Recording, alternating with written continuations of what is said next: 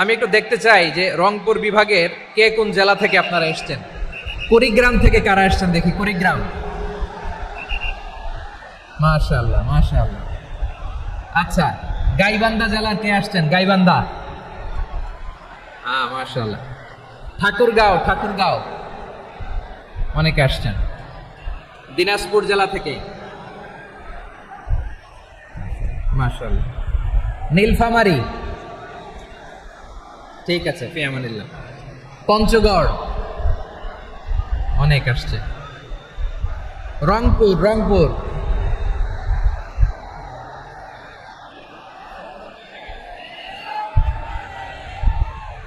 মাশাআল্লাহ মাশাআল্লাহ, ঠিক আছে। লালমনিরহাটের কারা দেখি, লালমনিরহাট।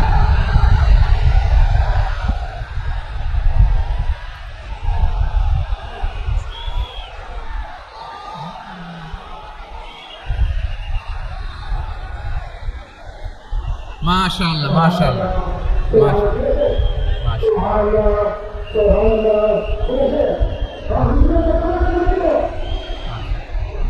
ঠিক আছে ঠিক আছে।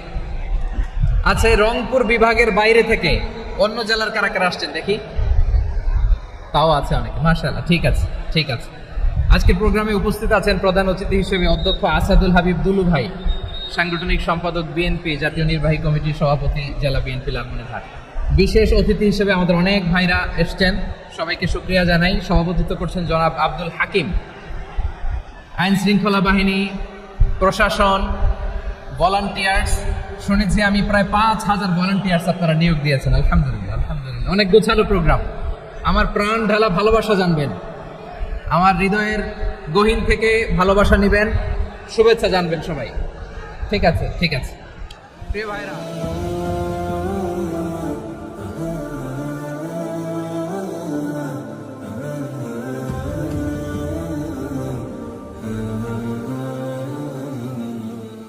ঠিক আছে প্রিয় ভাইরা, আমরা আর কাল বিলম্ব না করে মূল আলোচনায় চলে যেতে চাই।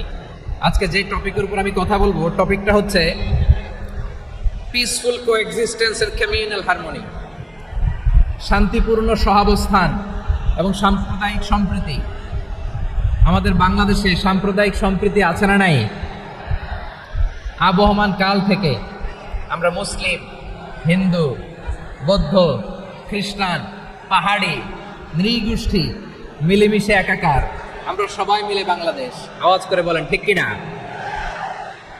আমাদের পারস্পরিক সম্প্রীতি, ভালোবাসা, সৌহার্দ্যপূর্ণ আচরণ, বোঝাপড়া, এটা বেশ মজবুত, বেশ মজবুত। তবে মাঝে মাঝে আমাদের এই সম্প্রীতির ভেতরে অনেকে ফাটল ধরাতে চায়। আমরা যে সুখে আছি, শান্তিতে আছি, এটা অনেকের ভালো লাগে না, ঠিক কিনা বলেন? আমাদের মধ্যে সাম্প্রদায়িক সম্প্রীতি, সৌহার্দ্যপূর্ণ আচরণ, ভালোবাসা, এটা আবহমান কাল ধরে আছে। তার প্রমাণ, আমরা তাফসিরুল মাহফিলের আয়োজন করলে আমাদের হিন্দু ভাইরা ডিস্টার্ব করে না, ঠিক কিনা? এবং আমি যদি বলি হাত তোলেন, হিন্দু ধর্মের কারা কারা এসেছেন, কত শত কত হাজার যে হাত উঠবে, আপনি অবাক হয়ে যাবেন। আমি চাচ্ছি না হাত উঠাতে। খুলনাতে সর্বশেষ যে আমি প্রোগ্রাম করে গেলাম, সেখানে কয়েকশো হিন্দু ভাই আসছে আমাদের আলোচনা শুনতে। আলহামদুলিল্লাহ। অনেক বৌদ্ধরা আসে, অনেক খ্রিস্টানরা আসে। এবার সফরেও অনেক হিন্দু ভাইরা আমার সাথে দেখা করেছে। তারা বলেছেন, হুজুর আমরা আপনার আলোচনা শুনি। আলহামদুলিল্লাহ বলেন। So it's our responsibility to present our religion to our non-Muslim brothers and sisters. আমাদের অমুসলিম ভাই বোনদের কাছে ইসলামের সৌন্দর্য তুলে ধরা, এটা আমাদের দায়িত্ব। We all are the ambassador of Islam. আমরা প্রত্যেকে দায়িত্বশীল, আমরা প্রত্যেকে এক একজন ইসলামের অ্যাম্বাসেডর। আলহামদুলিল্লাহ বলেন। এজন্য এমনভাবে দ্য বিউটি অফ ইসলাম, ইসলামের সৌন্দর্য আমাদেরকে ফুটিয়ে তুলতে হবে, যাতে করে নন মুসলিমরা শাহাদা পড়ে, কালিমা পড়ে মুসলমান হয়ে যায়। অনেক নন মুসলিম ভাই বোন আমাদের হাতে শাহাদা পড়ে, কালিমা পড়ে মুসলমান হয়েছে, অনেক। সো আমরা যেন ইসলামের বিউটিটাকে তুলে ধরতে পারি, এবং এই যে সম্প্রীতি, এটাকে যেন আমরা অটুট রাখতে পারি। আদতে বাংলাদেশের ইতিহাস বলে আমাদের দেশে কোনো দাঙ্গা নাই, আছে? লালমনিরহাটের ভাইয়ের আওয়াজ করে বলেন, আমাদের দেশে হিন্দু মুসলিম দাঙ্গা আছে? আমরা ভাই ভাই, আওয়াজ করে বলুন তো আমরা কি ভাই ভাই। কিন্তু কিছু দুষ্ট লোক আছে, তারা আমাদের সম্পর্কের মধ্যে ফাটল ধরাতে চায়, ঠিক কিনা বলেন? মাঝে মাঝে ঝগড়া লাগাতে চায়। দেখবেন পত্রপত্রিকায় দেখা যায় বিভিন্ন ধর্মীয় উপাসনালয়গুলোতে হামলা চালানো হয়, এগুলো রাজনৈতিক উদ্দেশ্য প্রণোদিত, এগুলোর সাথে ইসলামের কোনো সম্পর্ক নাই। এজন্য এই দুর্বৃত্তদের ব্যাপারে আমাদের সাবধান থাকতে হবে। আমরা সবসময় যেমনি ঐক্যবদ্ধ, ইউনাইটেড, আমরা যদি এরকম ইউনাইটেড থাকি, এই সমস্ত দুর্বৃত্তদের কালো হাত ভেঙে দিতে আমাদের 1 ঘন্টাও লাগবে না। চিল্লায় বলো ঠিক কিনা? আমরা সংঘবদ্ধ থাকি। এই যে আমাদের পিসফুল কোএক্সিস্টেন্স, শান্তিপূর্ণ সহাবস্থান। হিন্দুরা পূজা করে, যেদিন হিন্দুদের পূজা অনুষ্ঠান, আমরা ওই দিন তাফসির মাহফিল করি না, ঠিক কিনা বলেন? যেদিন আমাদের তাফসিরুল কোরআনের প্রোগ্রাম, ওই দিন আমাদের হিন্দু ভাইরা ডিস্টার্ব করে না। সুবহানাল্লাহ। হিন্দুদের পূজা অনুষ্ঠানে মাদ্রাসার ছাত্র যে পাহারা দেয়, গোটা বিশ্বে এরকম দৃষ্টান্ত নজির বিরল, ঠিক কিনা বলেন? আইন শৃঙ্খলা বাহিনীর পাশাপাশি মাদ্রাসার ছাত্ররা যে সেখানে পাহারা দেয়, গোটা পৃথিবীতে এই দৃষ্টান্ত আপনি পাবেন। মাদ্রাসার ছাত্ররা, তারা তো কোরআনের ধারক, তারা হাদিসের ধারক, তারা কেন মন্দির পাহারা দিবে? এই সম্প্রীতিকে ধরে রাখার জন্য, এই সৌহার্দ্যকে ধরে রাখার জন্য, আমাদের পারস্পরিক ভালোবাসাকে অটুট রাখার জন্য। আওয়াজ করে বলতে হবে, ঠিক কিনা? এখন বলেন, আমাদের এই ভালোবাসা অটুট থাক, আমরা চাই কি চাই না? আমরা হিন্দু মুসলিম মিলেমিশে শান্তিপূর্ণ সহাবস্থান, সাম্প্রদায়িক সম্প্রীতি। লালমনিরহাটের ভাইয়ের আওয়াজ করে বলুন, এই সাম্প্রদায়িক সম্প্রীতি আমরা চাই কি চাই না? আল্লাহ এই দেশকে তুমি বরকতময় করো, বাংলাদেশকে তুমি শান্তিময় করো। আওয়াজ করে সবাই বলেন আমিন। এই জায়গাটাতে সামান্য একটু আওয়াজ হচ্ছিল, এটাও থেমে গেছে। আলহামদুলিল্লাহ, আলহামদুলিল্লাহ। এখন একেবারে everything is in my control, মাশাআল্লাহ। ঠিক আছে, আমি মূল আলোচনায় যাই। প্রিয় ভাইরা, আমি বলেছিলাম আমার আলোচনার বিষয় হচ্ছে শান্তিপূর্ণ সহাবস্থান, সাম্প্রদায়িক সম্প্রীতি। আমরা দেখব ইসলাম আমাদেরকে কি কি দিক নির্দেশনা দেয়। শান্ত হইতে হবে। খরগোশের কানের মতো কান দুটো আমার দিকে করে রাখেন। আমি এখনো উঠে যাব, হাত নাড়ায় লাভ নাই, আমি উঠে যাব। তাকায় থাকো আর কান খাড়া, আওয়াজ হবে না। হ্যাঁ, মাশাআল্লাহ, মাশাআল্লাহ, ঠিক আছে। আমরা দেখবো যে রাসূল সাল্লাল্লাহু আলাইহি ওয়াসাল্লাম এই পিসফুল কোএক্সিস্টেন্সের জন্য আমাদের কি শিখিয়েছেন, কি কি গাইডলাইন দিয়েছেন। আমরা 1, 2, 3, 4 করে এগুলো আপনাদের সাথে শেয়ার করব। আমি আপনাদের খেদমতে সূরাতুল আনআমের 108 নম্বর আয়াত তেলাওয়াত করেছি। এখানে আল্লাহ রাব্বুল ইজ্জা ওয়াল জালাল তিনি ইরশাদ করছেন, ওয়ালা তাসুবুল্লাযীনা ইয়াদউনা মিন দুনিল্লাহি ফায়াসুবুল্লাহা আদওয়ান বিগাইরি ইলম কাযালিকা যায়্যান্না লিকুল্লি উম্মাতিন আমালাহুম সুম্মা ইলা রাব্বিহিম মারজিউহুম ফায়ুনাব্বিউহুম বিমা কানু ইয়ামালুন। রব্বুল আলামিন বলেন, গোলাম ও আমার ইমানদার বান্দারা, শোনো শোনো, ও আমার বিশ্বাসী বান্দারা, শোনো শোনো। লা তাসুবুল্লাযীনা ইয়াদউনা মিন দুনিল্লাহ ফায়াসুবুল্লাহা আদওয়ান বিগাইরি ইলম। ও আমার বিশ্বাসী বান্দারা, যারা আল্লাহকে ব্যতি রেখে, আল্লাহকে বাদ দিয়ে অন্য উপাস্যকে ডাকে, দেব দেবীর পূজা করে, তোমরা খবরদার তাদের গালি দিও না। আওয়াজ করে বলেন, কি দিও না? আল্লাহ বলেন, ও বিশ্বাসীরা শোনো, যারা আল্লাহকে বেছে রেখে দেব দেবীর পূজা করে, অন্য উপাস্যের পূজা করে, তাদেরকে ডাকে, ওই দেবতাদেরকে তোমরা গালি দিও না। যদি ওই দেবতাদেরকে গালি দাও, তাহলে ভুলবশত, শত্রুতাবশত তারা তোমাদের রব আল্লাহকে গালি দেবে, ঠিক কিনা? তোমরা যদি তাদের দেবতাদের গালি দাও, ওরা রেগে তোমার আল্লাহরে গালি দিবে, তাহলে আল্লাহরে গালি খাওয়ানোর কারণ হয়ে গেলাম আমি, ঠিক কিনা বলেন?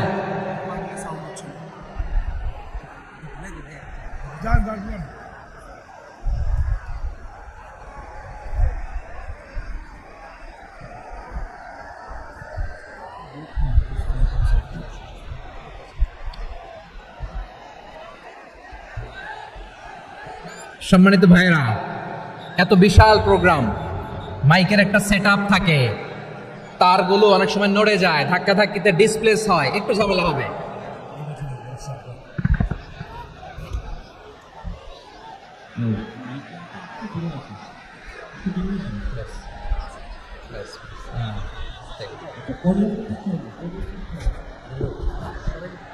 ঠিক আছে, একটু একটু সমস্যা হবে মাঝে মাঝে। আপনারা শান্ত থাকলে, শান্ত থাকতে হবে। এইভাবে সাউন্ড নাই, এই নাই, এই বলতে বলতে আমার সময়ও নাই, উঠে যেতে হবে, এগুলো বোকামি।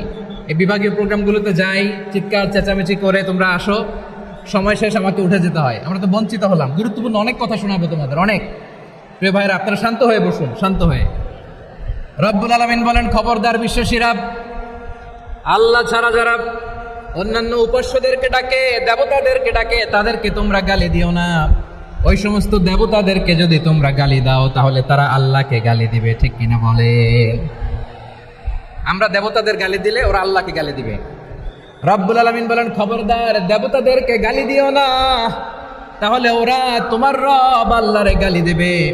প্রতিটি জাতির জন্য তাদের কাজকে আমি আল্লাহ সুশোভিত করে রেখেছি, তারা সবাই একদিন আমার কাছেই ফিরে আসবে। এরপর আমি রব্বুল আলামিন তাদের আমলনামা তাদেরকে জানিয়ে দেব। সুবহানাল্লাহ পড়ে। প্রিয় ভাইরা, আল্লাহ তাআলা বলেছেন, খবরদার গালি দিও না। আদেশটা কার? আওয়াজ করে বলেন তো। হিন্দুদের দেবতা দেবদেবীদেরকে গালি দেওয়া যাবে না। আওয়াজ করে বলুন প্রিয় ভাইরা, এই আদেশটা কার? এই আপনাদের গলার আওয়াজ। অন্য ধর্মের দেবতাদেরকে যে গালি দেওয়া যাবে না, এই আদেশটা কার? আরো জোরে বলুন, কার? গালি দিবেন কোন দেবতাকে? দিবেন? যদি দেন তাহলে ওরা আল্লাহরে গালি দিবে। তাহলে আল্লাহরে গালি খাওয়াইলো কে? আপনি, ঠিক কিনা বলেন? আমি আল্লাহকে গালি খাওয়ানোর কারণ হলাম, কারণ আমি যদি গালি না দিতাম ওরা আমার রবকে গালি দিত না। আওয়াজ করে বলেন ঠিক কিনা? তাহলে প্রিয় ভাইয়েরা, ইসলাম আমাদেরকে শেখায়, সূরাতুল আনআমের 108 নম্বর আয়াত থেকে আমরা বুঝলাম, কোন ধর্মকে ছোট করা যাবে না। অন্য ধর্মকে ছোট করা মানে ইসলামকে ছোট করা। অন্য ধর্মের দেবতাকে গালি দেওয়া মানে আল্লাহকে গালি খাওয়ানো। আওয়াজ করে বলেন ঠিক কিনা? খবরদার, এটা করা যাবে না। আর অন্য ধর্মের দেবতাকে যদি আপনি গালি দেন, ওরা ইসলাম থেকে দূরে সরে যাবে। যাও ইসলামের প্রতি আকৃষ্ট হয়েছিল, আর কোনোদিন ইসলামের ধারে কাছে আসবে না। আওয়াজ করে বলেন ঠিক কিনা? এজন্য কখনো কোনোদিন অন্য ধর্মের দেবতাদেরকে গালি দেওয়া যাবে না। অন্য ধর্মের কোনো দেবতাদেরকে আমরা গালি দিব না, গালি দিব না, বরং ইসলামের beauty, the beauty of Islam, ইসলামের সৌন্দর্যকে আমরা তুলে ধরবো। আমরা যদি বিশ্বনবী সাল্লাল্লাহু আলাইহি ওয়াসাল্লামের জীবনের দিকে তাকাই, তাহলে আমি দেখব বিষ্ণু ইসলাম মক্কাতে কিংবা মদিনাতে অন্য ধর্মের লোকদের সাথে খুব পিসফুলি লাইফ লিড করেছেন। হোক মুশরিক, হোক খ্রিস্টান, হোক ইহুদি, বিশ্বনবী সবার সাথে মিলেমিশে ছিলেন। আলহামদুলিল্লাহ বলেন। ইসলাম হচ্ছে পিসফুল রিলিজিয়ন।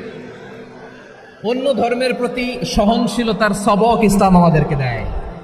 কিন্তু প্রতিটি মুসলিমের এটা মনে রাখতে হবে, আল্লাহর কাছে পছন্দনীয় গ্রহণযোগ্য ধর্ম, জীবনাদর্শ একটি, সেটা হচ্ছে ইসলাম। আওয়াজ করে বলেন সেটা কি?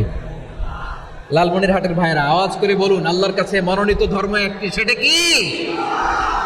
এজন্য রব্বুল আলামিন বলেন, ইন্নাদ-দীনা ইনদাল্লাহিল ইসলাম, আল্লাহর কাছে মনোনীত গ্রহণযোগ্য অ্যাকসেপ্টেড ধর্ম মতাদর্শ একটা, সেটা হলো ইসলাম। ইসলাম ছাড়া অন্য কোনো ধর্ম যদি কেউ তালাশ করে, তার ওই ধর্ম আল্লাহ গ্রহণ করবে না। ওমাই ইয়াবতাগি গায়রাল ইসলামি দীনান ফালাই ইউকবালা মিন ওয়া হুয়া ফিল আখিরাতি মিনাল খাসিরিন।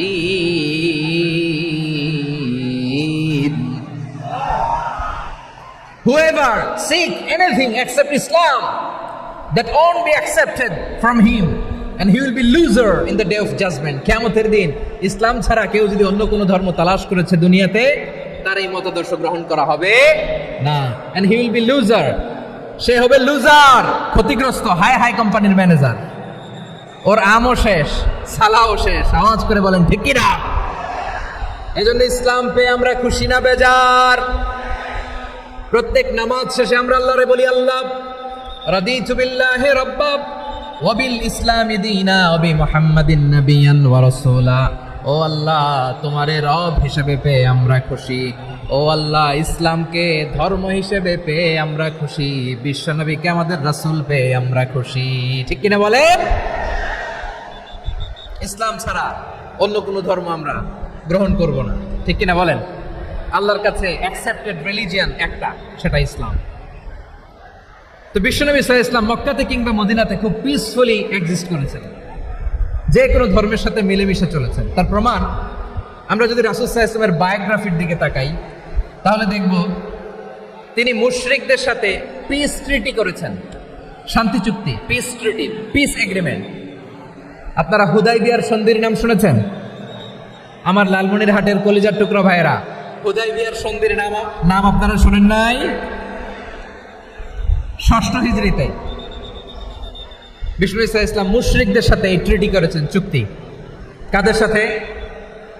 মুশরিকদের সাথে। আমরা তো মুসলমান বসতে পারি না। আমরা দুই মুসলিম ভাই একসাথে বসে চা খেতে পারি না, গল্প করতে পারি না। বিষ্ণু ঈসা ইসলাম মুশরিকদের সাথে ট্রিটি করেছেন, হুদাইবিয়ার সন্ধি। এই সন্ধির আগে মক্কা থেকে কেউ মদিনায় যেতে পারে না, মদিনা থেকে কেউ মক্কায় যেতে পারে না। কিন্তু এই সন্ধির পরে ট্রাফিক স্বাভাবিক হয়ে গেল। মক্কার লোকেরা মদিনায় আসতে পারে, মদিনার লোকেরা মক্কায় আসতে পারে। এটাকে বলে সুলহে হুদাইবিয়া, the peace agreement of Hudaibiya, শান্তি চুক্তি। আমরা পৃথিবীতে এখন অনেক শান্তি চুক্তির নাম শুনি, এগুলো সব the piece treaty of Hudaibiya থেকে কপি করা। আল্লাহু আকবার।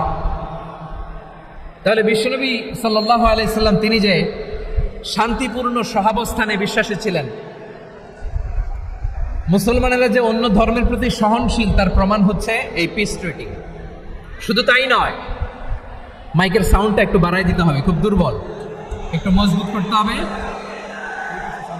আর একটু ক্লিন করতে হবে, আর সবগুলা জায়গায় সাউন্ড যাচ্ছে কিনা একটু ক্রস চেক করতে হবে। হ্যাঁ, পাবেন দিচ্ছে mic operator, he is trying his level best, দিচ্ছে। মাইক অপারেটর যিনি আছেন, প্রতিটি জায়গায় প্রতিটি সাউন্ড বক্সে যেন আওয়াজ পাওয়া যায়, একটু ক্রস চেক করেন, সাউন্ডটাকে একটু স্ট্রং করে দেন। হ্যাঁ, ঠিক আছে, মাশাআল্লাহ। এদিকে তাকান, এদিকে। মক্কার পার্ট গেল, পিস এগ্রিমেন্ট করলেন, শান্তি চুক্তি। বিষ্ণু ঈসা ইসলাম মদিনায় যে কি করলেন?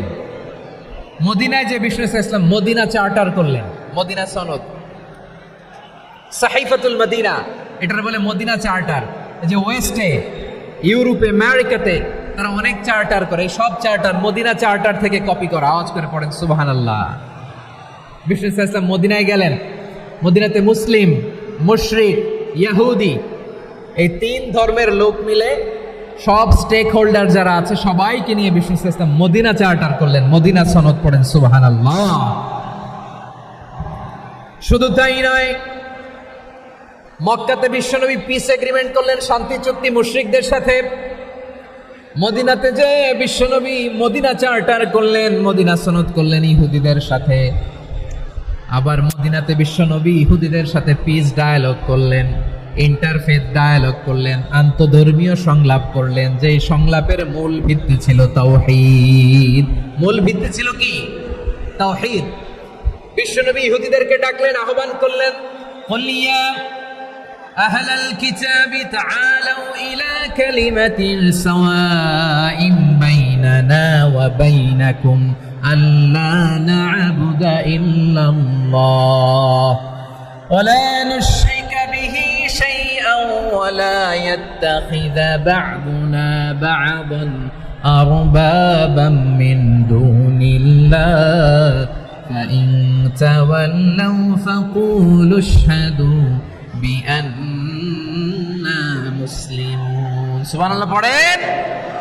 বিশ্বনবী মদিনার ইহুদিদের ডেকে বললেন, ও ইহুদিরা, শোনো শোনো,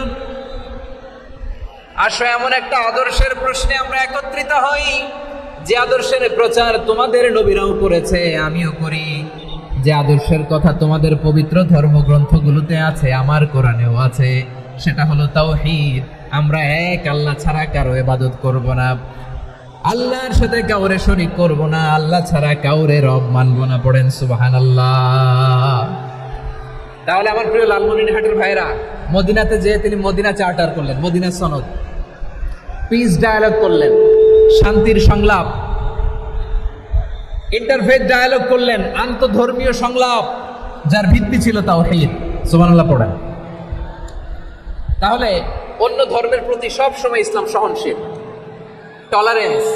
যদি আপনি দেখতে চান ইসলামের নবী বিশ্ব নবীর দিকে তাকান, ঠিক কিনা বলেন? আমরা তো সংখ্যালঘুদের রাইটস প্রোটেক্ট করার জন্য কত আইন বানাই, কত বৈঠক করি, কত সংবাদ সম্মেলন করি। বিষ্ণু সাল্লাল্লাহু আলাইহি ওয়াসাল্লাম সংখ্যালঘুদের রাইটসের ব্যাপারে, অধিকারের ব্যাপারে যে কথা বলেছেন, শুনলে আপনি অবাক হয়ে যাবেন। বিশ্বনবী বলেন, আলা মান যালামা মুআহাদান আও ইনতাকাসাহু আও কাল্লাফাহু ফাওকা তাআতিহি আও কাল্লাফাহু ফাওকা তাকাতিহি আও আখাযা মিনহু শাইআন বিগাইরি তিবি নাফসিন ওয়া আনা হাজিজুহু ইয়াউমাল কিয়ামা। খবরদার, জেনে রাখো, কেউ যদি কোনো সংখ্যালঘুর উপরে অত্যাচার করে, কোনো সংখ্যালঘুর প্রাপ্য থেকে যদি কেউ কাউকে ঠকায়, সংখ্যালঘুর উপর যদি কেউ কষ্ট দেয়, কোনো সংখ্যালঘুর সম্পদ যদি কেউ জোর করে কেড়ে নেয়, আমি কিয়ামতের দিন বিশ্বনবী ওই সংখ্যালঘুর পক্ষে আর ওই মুসলমানদের বিপক্ষে বাদী হয়ে দাঁড়াবো। সুবহানাল্লাহ বলতে পারলেন না? আল্লাহু আকবার। আপনি নামাজি, আপনি মুসল্লি, আপনি হাজী সাহেব, তাহাজ্জুদ পড়তে পড়তে কপালে দাগ ফেলে দিছেন, আপনার প্রতিবেশী হিন্দু, ভাবছেন আমার তো পাওয়ার আছে, ওর জমিটা দখল করি। বিশ্বনবী বলেন, কিয়ামতের দিন ওই হিন্দুর পক্ষে তোর বিরুদ্ধে আমি বাদী হয়ে দাঁড়াবো। পৃথিবীর কোন ধর্মে এরকম স্টেটমেন্ট পাবেন? পাবেন? আপনি ভাবছেন আপনি নামাজ পড়লে হাজী সাহেব কপালে দাগ ফেলায় দিলে আপনি সালসালায়ে জান্নাতে চলে যাবেন না? খবরদার। বিশ্বনবী বলেন, কোন সংখ্যালঘুর উপর যদি কেউ আক্রমণ করে, তার প্রাপ্য তাকে না দিয়ে যদি তাকে ঠকায়, তার উপর জুলুম করে, তার সম্পদ যদি কেড়ে নেয়, আমি নবী, তুমি মুসলিম হইতে পারো, মুসল্লি হইতে পারো, তার পক্ষে তোমার বিপক্ষে আল্লাহর দরবারে বাদী হয়ে দাঁড়াবো। আচ্ছা লালমনিরহাটের ভাইরা, কথা বুঝতে পারলে আওয়াজ করে উত্তর দেন। বিশ্বনবী যদি কারো বিপক্ষে দাঁড়ায় কিয়ামতের দিন, আমি আবারও বলছি, বিশ্বনবী যদি কিয়ামতের দিন কারো বিপক্ষে দাঁড়ায়, অত সালসালায়ে জান্নাতি, তাই না? জান্নাতি না? যে নবীর সুপারিশ ছাড়া জান্নাতের গেটও দেখা যাবে না, ওই নবী যদি বলে তোর বিপক্ষে আমি বাদী হয়ে দাঁড়াবো, ওই জান্নাতে আর ঢোকার কোনো সুযোগ আমাদের থাকবে? এখানেই শেষ না আমার প্রিয় লালমনিরহাটের ভাইয়েরা, এখানেই শেষ নয়। বিশ্বনবী বলেন, মান কাতালা মুআহাদান, বুখারীর বর্ণনা, মান কাতালা মুআহাদান লাম ইয়ারাহ রাইহাতাল জান্নাহ। কেউ যদি, কোন মুসলিম যদি অন্যায়ভাবে কোন সংখ্যালঘুকে হত্যা করে, কোন হিন্দুকে হত্যা করে, কোন বৌদ্ধরে হত্যা করে, অন্যায়ভাবে কোন মুসলিম যদি কোন সংখ্যালঘুরে হত্যা করে, জান্নাতে যাওয়া তো দূরের কথা, ওই মুসলিম জান্নাতের ঘ্রাণও পাবে না। সেই বুখারীর বর্ণনা, মান খাজালা মুআহাদান লাম ইয়ারাহ রাইহাতাল জান্নাহ ওয়া ইন্না রিহাহা লা ইউজাদু মিন মাসিরাতি 40 আমা। যে জান্নাতের ঘ্রাণ 40 বছর দূরের রাস্তা থেকেই পাওয়া যায়। সুবহানাল্লাহ পড়েন। প্রিয় ভাইরা, এখান থেকে জান্নাতে পৌঁছতে লাগবে 40 বছর। এত দূর। কত বছর? সবাই বলেন কত বছর? এখান থেকে জান্নাতে পৌঁছতে লাগবে 40 বছর। এত দূরে থাকতেই জান্নাতের ঘ্রাণ আপনার নাকে এসে ধাক্কা মারবে। বিষ্ণু বলেন, যে ব্যক্তি কোন সংখ্যালঘুকে হত্যা করে, জান্নাতের ঘ্রাণ তো পাবেই, জান্নাতে তো ঢুকতে পারবেই না, জান্নাতের ঘ্রাণও তার নাকে লাগবে না। পড়েন নাউযুবিল্লাহ। তাহলে সংখ্যালঘুদের ব্যাপারে ইসলামে অধিকার দেয়া আছে না নাই? লালমনিরহাটের ভাইয়ের আওয়াজ করে বলেন, আমার সংখ্যালঘু হিন্দু ভাইদের রাইটস, অধিকার আমাদের ইসলামে প্রোটেক্টেড আছে না নাই? এখানেই শেষ না। বিষ্ণু ইসলাম আপনার অমুসলিম প্রতিবেশীর সাথে ভালো আচরণ করতে বলেছে। আমাদের হয় না, এটা মুসলিম পাড়া, ওটা বৌদ্ধ পাড়া, হয় না? অনেক সময় হয় না, এটা আমাদের মুসলিম পাড়া, ওইটা হিন্দু পাড়া, এরকম আছে না নাই? লালমনিরহাটে নাই না? আছে? হিন্দু যদি আপনার প্রতিবেশী হয়, কি করবেন? ওর কষ্ট দিবেন নাকি? কেন? ও তো হিন্দু, ও তো আমার আল্লাহরে ডাকে না, ওর কষ্ট দিলে জায়েজ হবে না? খবরদার। বিষ্ণু ইসলাম বলেন, মান কানা ইউমিনু বিল্লাহ ওয়াল ইয়াউমিল আখির ফালিউকরিম জারাহ। যে আল্লাহ বিশ্বাস করে আর আখিরাতে বিশ্বাস করে, সেজন্য প্রতিবেশীর সাথে ভালো আচরণ করে। সুবহানাল্লাহ। কলিজা জোড়ায় যায় না আমার নবীর কথাগুলো শুনলে? যে আল্লাহ বিশ্বাস করে, যে আখেরাতে বিশ্বাস করে, সেজন্য প্রতিবেশীর সাথে ভালো আচরণ করে। এখানে বলছে মুসলিম প্রতিবেশী বলছে, নামাজি প্রতিবেশী বলছে, আল্লাহওয়ালা প্রতিবেশী বলছে না। প্রতিবেশী আস্তিক হোক নাস্তিক হোক, প্রতিবেশী মুমিন হোক মুশরিক হোক, প্রতিবেশী হইলেই তার সাথে ভালো আচরণের দরকার আছে না নাই? আমার প্রিয় লালমনিরহাটের ভাইয়েরা, বিষ্ণু ইসলাম ওনার ইহুদি প্রতিবেশীদের দেখাশোনা করতেন। আওয়াজ না শোনা যাক, আমারও তো দেখা যায়, আমারও তো দেখা যায়। তাকায় থাকেন, তাকায় থাকলে সওয়াব হবে। কোরআনের কথা যেখান থেকে হয় এদিকে তাকায় থাকলেই বরকত। তাকায় থাকেন। জি জি, মাইক, আমি তো আর মাইক ঠিক করতে আসি না এদিকে। এই মাইক ঠিক করবো, ওই মাইক ঠিক করবো, ওদিকে পাইলট বলবে হুজুর চলে আসেন। জি বসুন, বসুন, মাশাআল্লাহ। হ্যাঁ, খুব শান্ত, ঠিক আছে। পুলিশ ভাইরা না খেয়ে দিনরাত আপনারা যাতে সুশৃঙ্খল একটা প্রোগ্রাম উপহার পান, এটাই চেষ্টা করতেছে। আপনাদেরকে কষ্ট দিতে আসে নাই, একটু একটু সহযোগিতা করেন। জি মাশাআল্লাহ। হ্যাঁ, ঠিক আছে। আমার প্রিয় ভাইরা, প্রতিবেশী আস্তিক হোক নাস্তিক হোক, মুসলিম হোক হিন্দু হোক, তার সাথে ভালো আচরণ করতে হবে। বিষ্ণু ইসলাম ওনার ইহুদি প্রতিবেশীর বাসায় যেতেন। কোন প্রতিবেশী? ইহুদি। আওয়াজ করে বলেন, কোন প্রতিবেশী? ইহুদি। এক ইহুদি কিশোর বিষ্ণু ইসলামের খেদমত করতে, ইহুদি ছেলে আমার নবীর খেদমত করতো। তারা ছিল নবীর প্রতিবেশী। তো অনেক দিন হয় ইহুদি ছেলেটা আসে না। বিষ্ণুনবী খোঁজ দিলেন, ঘটনা কি? একটা ইহুদি ছেলে না আমার খেদমতে আসতো, ছেলেটা কই? খোঁজ নিয়ে জানলেন ছেলেটা অসুস্থ। বিষ্ণু ইসলাম ওই ইহুদির বাড়িতে চলে গেলেন ওই ছেলেটাকে দেখা করার জন্য, ভিজিট করার জন্য। সুবহানাল্লাহ পড়বেন না? গেলেন, যে দেখে ইহুদি ছেলেটা মুমূর্ষ, যান যান যায় যায় ভাব, বিছানায় পড়ে আছে, তার বাবা দাঁড়ানো। বিশ্বনবী তার মাথার পাশে বসলেন, মাথায় হাত বুলিয়ে দিলেন, আর ছেলেটাকে বললেন, আসলিম, হে ইহুদি ছেলে, আসলিম, ইসলাম ধর্ম গ্রহণ করো। তো ছোট্ট ছেলে ভাবে, আমরা ইহুদি, এখন ইসলাম ধর্ম গ্রহণ করলে আব্বা যদি বকা দেয়। ফানাযারা ইলা ওয়াজহি আবি, ছেলেটা তার বাবার চেহারার দিকে তাকালো, দেখে আব্বা কি কয়। আব্বা যদি বলে তাহলে ইসলাম ধর্ম গ্রহণ করবে। ইহুদি ছেলেটা তার বাবার দিকে যখন তাকালো, ওর বাবা বলে, আতি আবুল কাসিম, আবুল কাসিম যা বলে তাই করো।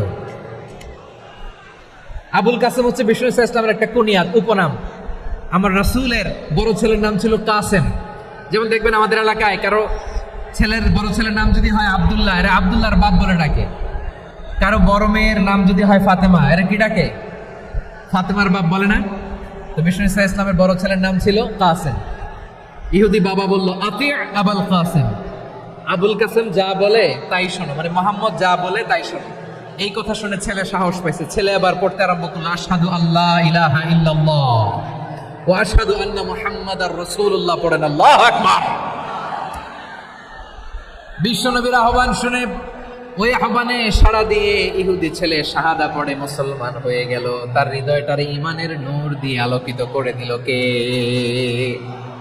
প্রিয় ভাইরা, এবার রাসূল সাল্লাল্লাহু আলাইহি ওয়াসাল্লাম বের হয়ে আসলেন ঘর থেকে, আর বললেন, আলহামদুলিল্লাহিল্লাযী আনকাযাহু মিনান নার, প্রশংসা সে আল্লাহর, যে আল্লাহ জাহান্নামে চলে যাচ্ছিল প্রায় এমন একটা লোককে মুহূর্তের মধ্যে কালেমায়ে শাহাদাতের বদৌলতে জান্নাতি বানায় দিলেন। আওয়াজ করে পড়েন সুবহানাল্লাহ।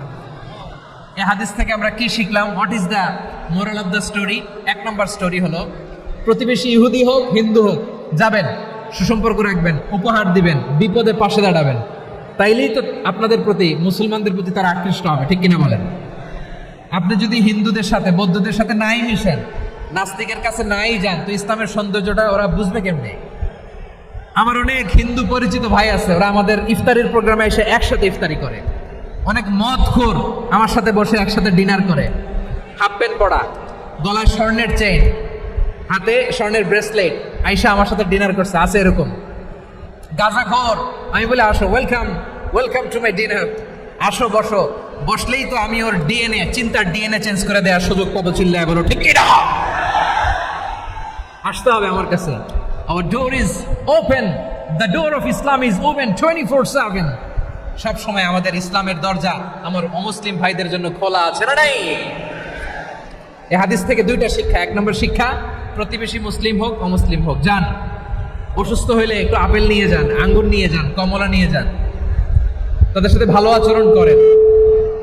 ইসলামের বিউটি দেখে, সৌন্দর্য দেখে অবাক হবে, নসিব ভালো হলে কোনোদিন কালিমা পড়ে মুসলমান হয়ে যাবে। ঠিক কিনা বলেন? তাহলে অমুসলিমের সাথে ভালো সম্পর্ক। বিশ্বনবী ইহুদির বাড়িতে গেলেন, ইহুদির বাড়ি, আর আমার মুসলমান ভাই আমার কাফের বলে, এরকম আছে না নাই? হ্যাঁ, মুসলিমরা দেখতে পারে না, সহ্য করতে পারে। বিশ্বনবী সাল্লাল্লাহু আলাইহি ওয়াসাল্লাম ইহুদির বাড়িতে গেলেন, এটা একটা শিক্ষা। আরেকটা শিক্ষা হলো, ভাইরা ধাক্কা মারে এসে সামনে এসে কি লাভ? প্রোগ্রাম তো শেষ হচ্ছে, এখনই শেষ হচ্ছে তো।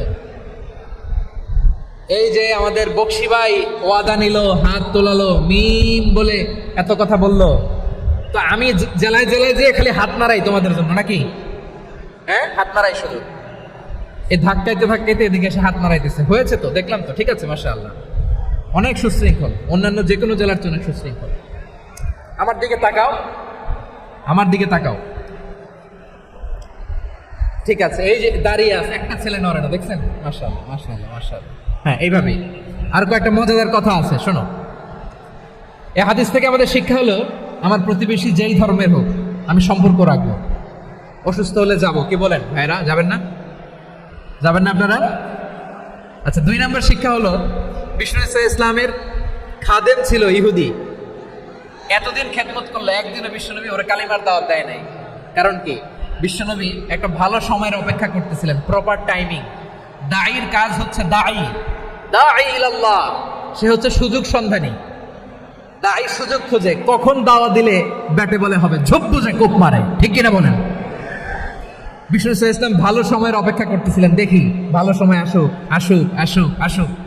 আস্তে আস্তে এমন সময় আসছে, ছেলে এবার মুমূর্ষ। অসুস্থ ব্যক্তির হৃদয় অত্যন্ত নরম থাকে।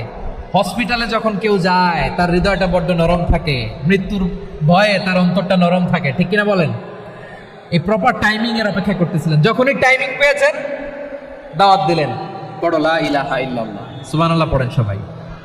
তাহলে ইসলাম অমুসলিম প্রতিবেশীর সাথে ভালো আচরণ করতে বলে।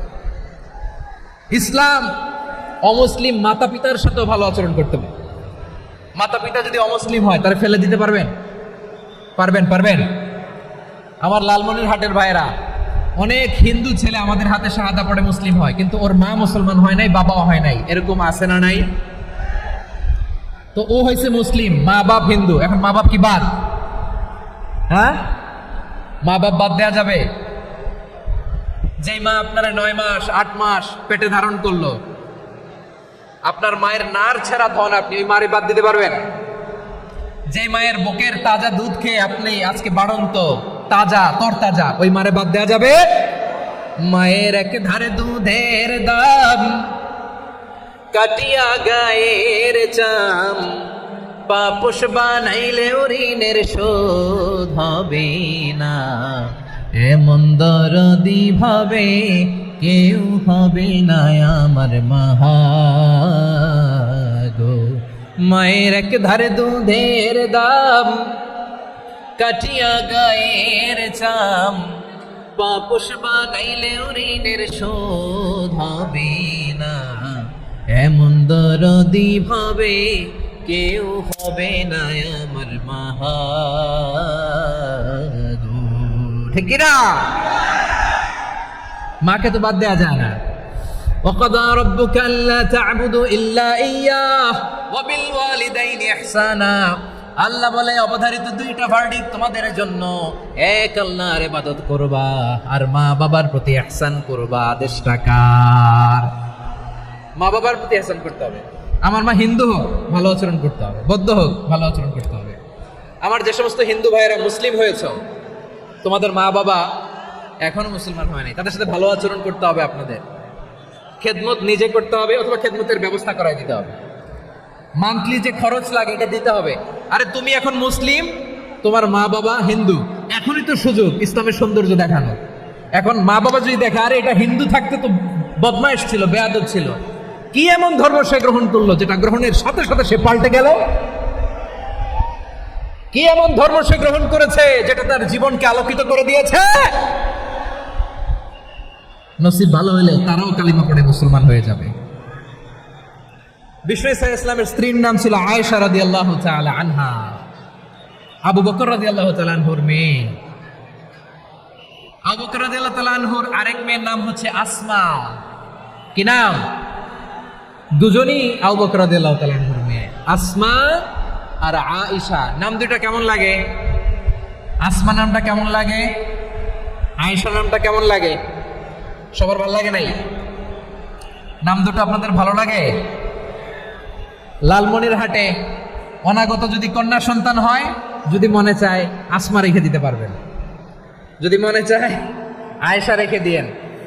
দেশে বিদেশে এয়ারপোর্টে রাস্তাঘাটে শুধু বলে হুজুর একটা নাম দেন, আমার ছেলের একটা নাম দেন, মেয়ের একটা নাম দেন। তো আমার মনে আছে যশোরের আবদিনের মাহফিলে আমি একটা দুটো নাম দিয়েছিলাম। আজকে লালমনিরহাটের এই প্রোগ্রামে কন্যা সন্তান যদি হয় দুটো নাম দিলাম, আসমা কিংবা আয়েশা। ইনশাআল্লাহ পড়েন। দুজন বোন, এক মায়ের নাম, বাবা এক মা দুইজন। আয়েশা রাদিয়াল্লাহু তাআলা আনহার মায়ের নাম উম্মে রুমান, আর আসমা রাদিয়াল্লাহু তাআলা আনহার মায়ের নাম কুতাইলা বিনতে আব্দুল উজ্জা। আবু বকর রাদিয়াল্লাহু তাআলা আনহু 4টা বিয়ে করেছিলেন। তো একই ঘটনা ঘটেছে এই ফ্যামিলিতে। আসমা ইসলাম ধর্ম গ্রহণ করে মুসলিমা, কিন্তু তার মা কুতাইলা মুশরিকা। আই রিপিট, বোঝার জন্য আমি আবারও বলি, আসমা রাদিয়াল্লাহু তাআলা আনহা মুসলিমা, আর আসমার মা কুতাইলা। আওয়াজ করে বুঝে থাকলে বলেন, আসমার মা মুশরিকা। তার মানে মেয়ে মুসলিম, মা অমুসলিম। ভেজাল আছে না নাই? কিন্তু কুতাইলা আর ধৈর্য ধারণ করতে পারে না। নার ছেড়া ধন, কলিজার টুকরা ধন, কলিজার টুকরা সন্তান আসমারে দেখতে বড্ড মন চায়। সাইয়েদানা আসমা রাদিয়াল্লাহু তাআলা আনহা মক্কা থেকে হিজরত করে মদিনায় চলে গেলেন হুদাইবিয়ার পর। যখন মক্কা মদিনার ট্রাফিক স্বাভাবিক হলো, মক্কার লোক মদিনায় যায়, মদিনার লোক মক্কায় আসে। কুতাইলা কলিজার টুকরা সন্তান আসমারে দেখার জন্য কিছু উপহার নিয়ে বিশাল মরুপথ পাড়ি দিয়ে মক্কা থেকে মদিনায় যায়। সুবহানাল্লাহ বলেন। এখন মা আসছে মেয়ের সাথে দেখা করতে, মেয়ে তো আর দেখা দেয় না। মেয়ে ভাবছে আমার মা তো মুশরিকা, অপবিত্রা, তার সাথে কি দেখা দেয়া যাবে? বিশ্বনবীর দরবারে চলে গেলেন। সুবহানাল্লাহ বলেন। কি সৌভাগ্যবান ছিল তারা, মাসলা জানার দরকার হলেই নবীর দরবারে চলে যেত। ঘরে বউয়ের সাথে ঝগড়া হলে নবীর দরবারে চলে যেত। অনেক সাহাবী বলে, আমার পেটে ক্ষুধা লাগলো আমি নবীর কাছে চলে যেতাম, কারণ নবীর চেহারার দিকে তাকালেই আমার পেটের ক্ষুধা মিটে যেত। সাইয়েদানা আসমা রাদিয়াল্লাহু তাআলা আনহা বিশ্বনবীর কাছে চলে গেলেন, যে বললেন, ইয়া রাসূলুল্লাহ, ইয়া হাবিবাল্লাহ, ইন্না উম্মি কাদিমাতুন ইলাইয়া ওয়া হিয়া রাগিবা। আমার মা মক্কা থেকে অনেক দূর মরুর পথ পাড়ি দিয়ে উপহার সামগ্রী নিয়ে মদিনায় আমার সাথে দেখা করতে এসেছে গো নবী। আমার জানতে বড্ড ইচ্ছে হয় আমি আমার মুশরিকা মাখা করতে পারবো কিনা।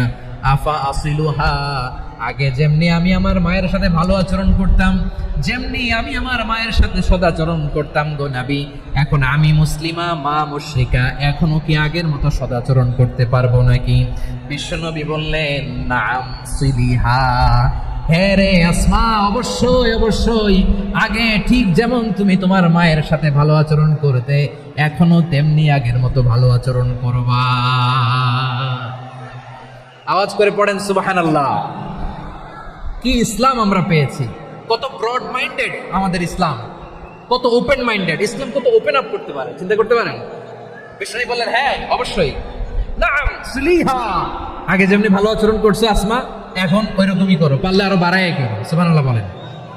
তাহলে আমার যে হিন্দু ভাইয়েরা, হিন্দু বোনেরা, ইমানের বদৌলতে দৌলতে আপনি ধন্য হয়েছেন, আপনার আম্মা আব্বা এখনো মুসলমান হয় নাই, তাদের জন্য দোয়া করেন, তাদের জন্য দোয়া করেন, আল্লাহ যেন তাদেরকেও ইমানের দৌলত দান করে। আমরা সবাই পড়ি আমিন, আরো জোরে পড়েন আমিন। এখন বলেন, ইসলাম কি ন্যারো মাইন্ডেড রিলিজিয়ান না ব্রড মাইন্ডেড? লালমনিরহাটের যুবক ভাইরা আওয়াজ করো, ইসলাম কি ন্যারো মাইন্ডেড না ব্রড মাইন্ডেড? কতটা ব্রড মাইন্ডেড দেখেন।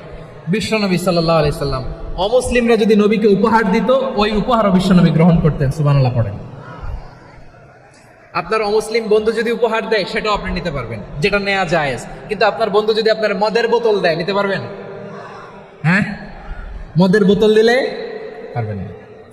আপনার বন্ধু যদি আপনার পর্ক দেয়, পর্ক, শুকরের গোশত মিশ্রিত কোনো খাবার ওটা নিতে পারবেন না, হালাল যে কোনো জিনিস নিতে পারবেন। বিশ্বনবী সাল্লাল্লাহু আলাইহি ওয়াসাল্লাম অমুসলিমদের দেয়া হাদিয়া গ্রহণ করতেন। কেমন নবী ছিলেন? আমার নবীরে চিনে নেন, আমার নবীর অ্যাটিটিউড জেনে নেন। বিশ্বনবী সাল্লাল্লাহু আলাইহি ওয়াসাল্লাম যখন কোনো জনপদে যেতেন 3টা অপশন নিয়ে যেতেন। প্রিয় ভাইয়ের আওয়াজ করে বলতে হবে, কোনো জনপদে গেলে আমার নবীর অপশন থাকতো কয়টা? আমার মতো 3 আঙ্গুল উঁচু করে দেখান আর বলুন, আমার নবী কোন জনপদে গেলে কয়টা অপশন নিয়ে যেতেন? 1 নাম্বার অপশন আসলিম তাসলাম। নতুন এলাকায় গেলে বলতেন আসলিম তাসলাম, ইসলাম ধর্ম গ্রহণ করো, শান্তিতে থাকবা, আমার ভাই হয়ে যাবো, আমরা ভাই ভাই। ইসলাম মানো, আমরা ভাই ভাই। অপশন নাম্বার কত? 1। যদি বলে না ইসলাম মানবো না, ওকে, অপশন নাম্বার 2, মুসলিম হওয়ার দরকার নাই, লা ইকরাহা ফিদ্দিন, ইসলামে কোনো বাড়াবাড়ি নাই। খ্রিস্টান আছো থাকো, বৌদ্ধ আছো থাকো, ইহুদি থাকতে চাও থাকো, কিন্তু আমরা যেহেতু রিজিওনাল সুপার পাওয়ার, আমাদের আন্ডারে থাকো, ট্যাক্স দিয়া থাকো, এটার বলে জিজিয়া। আলেম যারা আছেন বুঝবেন এটার আরবিতে কি বলে? জিজিয়া। You pay us the tax, we will give you the security. তোমরা ট্যাক্স দিবে, আমরা সিকিউরিটি দিব, আমাদের আওতায় থাকবা, কেউ তোমাদেরকে আক্রমণ করতে পারবে না, আমরা নিরাপত্তা দিব। সুবহানাল্লাহ বলেন। এটা অপশন নাম্বার কত? আচ্ছা, বুঝে থাকলে বলেন 1 নাম্বার অপশন কি ছিল? ইসলাম। ইসলাম মানো, শান্তিতে থাকবা, ভাই ভাই, আমরা ভাই ভাই। অপশন নাম্বার 2, ট্যাক্স দাও, আমরা নিরাপত্তা দিব, মুসলিম হওয়া লাগবে না। এখন 1 নাম্বারও মানে না, 2 নাম্বারও মানে না, মুসলিম হবো না, ভালো, খ্রিস্টান থাকো, ট্যাক্স দাও, আমরা সিকিউরিটি দিব না, এটাও মানি না। বিষ্ণু বলেন তাহলে তলোয়ার আমাদের আর তোমাদের মাঝে ফয়সালা করবে, মুসলিমও হবো না, ট্যাক্স দিবা, নিরাপত্তা দিব, আমরা সুপার পাওয়ার, আমাদের আন্ডারে থাকবে, এটাও না। তাহলে তোমাদেরকে তো আমরা বিশ্বাস করতে পারি না, কখন না কখন বিশ্বাসঘাতকতা করো, কার সাথে মিলে হাত মিলাও, তলোয়ার আমাদের মাঝে ফয়সালা করবে। তখন তিনি জেহাদের সশস্ত্র সংগ্রামের ঘোষণা দিতেন। সুবহানাল্লাহ পড়েন। দেখেন, পশ্চিমারা জেহাদকে এইভাবে চিত্রায়িত করে না, ওরা জেহাদ বলতে বোঝায় তলোয়ার, হাত কাটো, গলা কাটো না, জেহাদ সশস্ত্র সংগ্রাম 3 নম্বরে। অধিকাংশ ক্ষেত্রেই বিশ্বনবীর সুন্দর আচরণ দেখে, আরে আমার নবীর যে নুরানি চেহারা, অনেকে তো কেবল সিরেফ চেহারাটা দেখেই কালিমা পড়ে মুসলমান হয়ে গিয়েছে।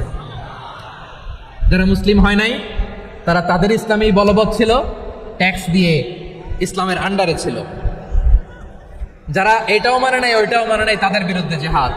বিষ্ণু ইসলাম 7ম হিজরিতে যখন খায়বার বিজয়ের পরে ইসলাম রিজিওনাল সুপার পাওয়ার হিসেবে আত্মপ্রকাশ করলো, বিশ্বনবী চিঠি লিখলেন অন্যান্য সুপার পাওয়ারের কাছে, রাষ্ট্রীয় চিঠি লেখে এক রাষ্ট্রপ্রধান আরেক রাষ্ট্রপ্রধানের কাছে, ঠিক কিনা বলেন? জানেন না আপনারা? এই যে 24-এর ছাত্র নাগরিক অভ্যুত্থানে, এই অভ্যুত্থান যখন শুরু হয়, আমি তখন সাউথ আফ্রিকাতে, একটা স্ট্যাটাস দিয়েছিলাম, কোটা নয় গোটা দেশ সংস্কার করা লাগবে।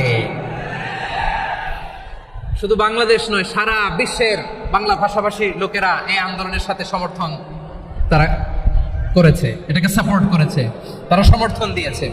আমাদের ইউনাইটেড আরব আমিরাতের বাংলাদেশি ভাইয়েরা তারা সেখানে রাস্তায় নেমে এসেছিল, জানেন? ওইখানে ডেমনস্ট্রেশন করা যায় না, সেখানকার সরকার তাদেরকে যাবজ্জীবন দিয়েছিল। তখন আমাদের এই যে প্রধান উপদেষ্টা ডক্টর মোহাম্মদ ইউনূস সরাসরি G2G বলে, এটারে G2G, government to government, G2G, উনি চিঠি লিখলেন যে তাদেরকে, ইউর হাইনেস, হে সম্মানিত আমির, আপনি আমার এই চিঠির কারণে আমার সম্মানে এই 53 জন বাংলাদেশিকে মাফ করে দেন। এই চিঠির বদৌলতে বেকসুর খালাস পেয়ে গিয়েছিল আমাদের ভাইরা, জানেন না এই ঘটনা আপনারা? তাহলে গভর্নমেন্ট টু গভর্নমেন্ট চিঠি দেওয়া হয়।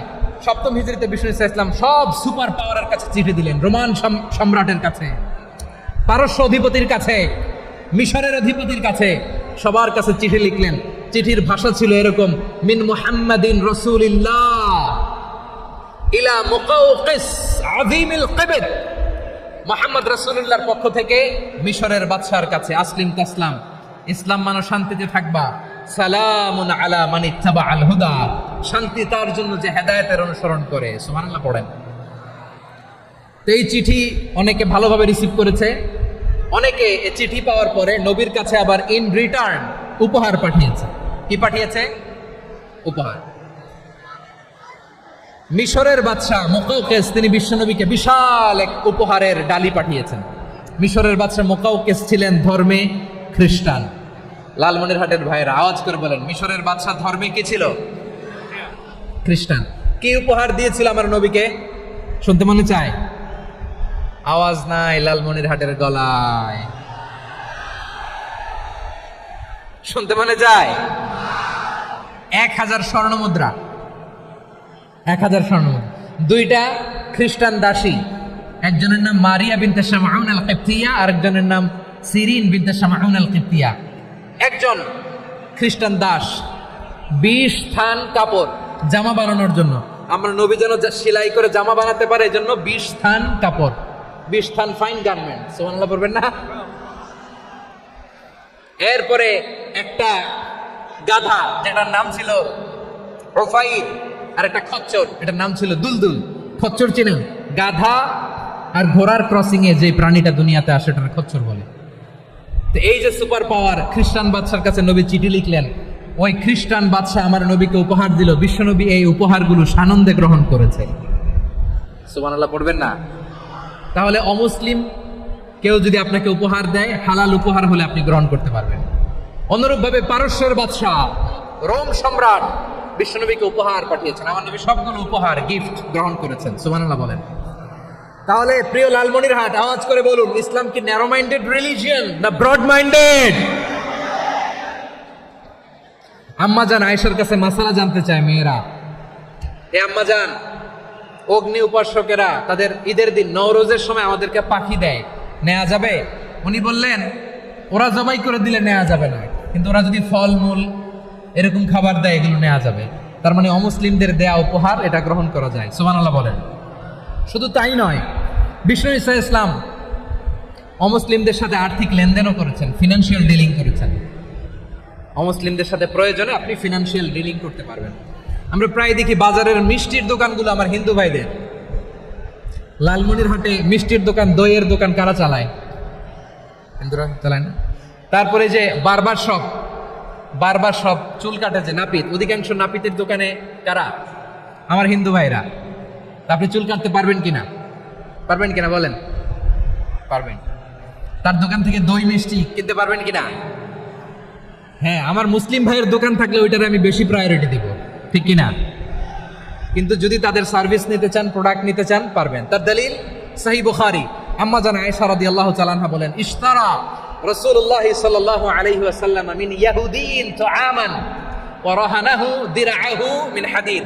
রাসূল সাল্লাল্লাহু আলাইহি ওয়াসাল্লাম এক ইহুদির কাছ থেকে, কার কাছ থেকে? সবাই বলে নাই কার কাছ থেকে? আমার নবী, পেয়ারা নবী এক ইহুদির কাছ থেকে জব কিনেছিল, জব, বার্লি যেটা দিয়ে রুটি বানায়। ওই জবের দাম দেওয়ার টাকা পয়সা নবীর কাছে ছিল না, ফলে নবী ওনার একটা পোশাককে মর্গেজ রেখেছিলেন, মর্গেজ, বন্ধক, যে এখন এটার দাম দিতে পারবো না, কয়েক কেজি বার্লি নিয়ে যাই আর বন্ধক হিসেবে আমার জামাটা রেখে গেলাম, যেদিন দাম দিব ওই দিন জামাটা ছুটাই নিয়ে যাও। সুবহানাল্লাহ পড়বেন না? বাকিতে নিছিলেন, বাকিতে। দিরআহু মিন হাদিদ, লোহার তৈরি বর্ম, মানে যুদ্ধের পোশাক, লোহা দিয়ে বানানো। বিষ্ণুনবী বললেন, কয়েক কেজি জব দাও, টাকাটা পরে দিব, এখন টাকা নাই, বন্ধক হিসেবে, মর্গেজ হিসেবে আমার জামা রেখে গেলাম, যখন টাকা দিব জামা ছুটাই নিব। আওয়াজ করে বলতে হবে সুবহানাল্লাহ।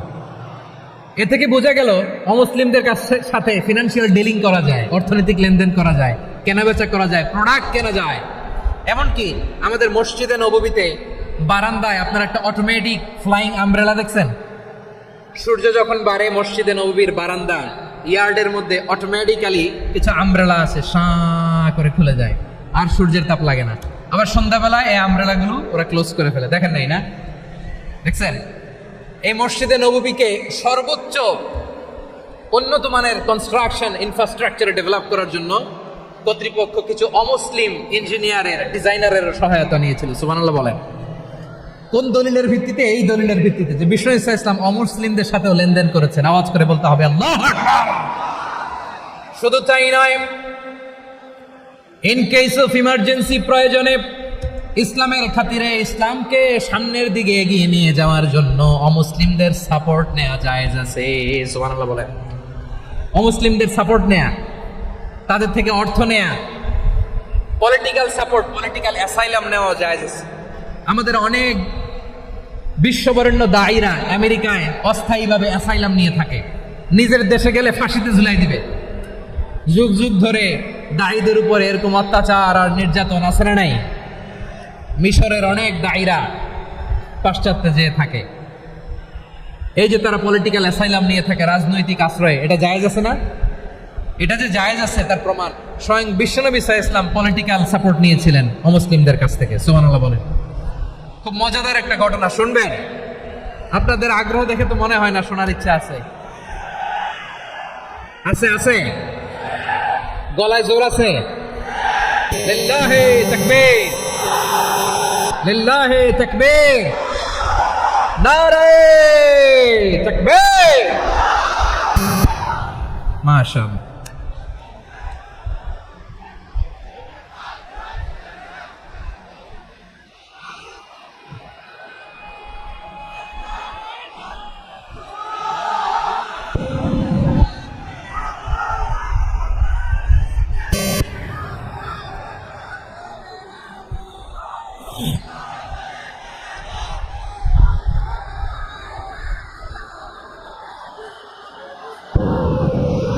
মাশাআল্লাহ মাশাআল্লাহ।